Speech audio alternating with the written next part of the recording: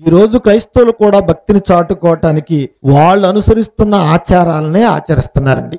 ఏంటి ఆచారాలంటే క్రైస్తవ్యంలో 40 దినాల ఉపవాస దీక్షలు, శ్రమల దినాలు. ఈ 40 రోజులు చూడండి ఏం చేస్తున్నారు వీళ్ళంటే, 15 సంవత్సరాల వెనక్కి వెళితేనండి క్రైస్తవులో ఈ ఆచారం ఉందా? బట్టలు మార్చుకోవటం, చెప్పులు తీసేయటం, మాంసం తినటం మానేయటం, సంసారానికి దూరంగా ఉండటం, ఇవి ఏమైనా ఉన్నాయా? ఏమీ లేవండి. మరి ఎప్పుడు వచ్చాయి?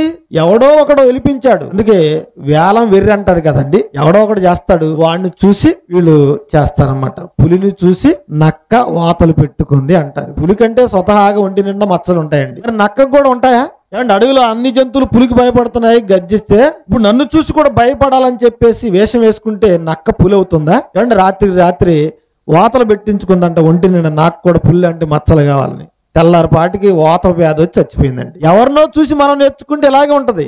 నీకు అప్పగించిన బాధ్యత ఏంటో నువ్వు చేయాలండి.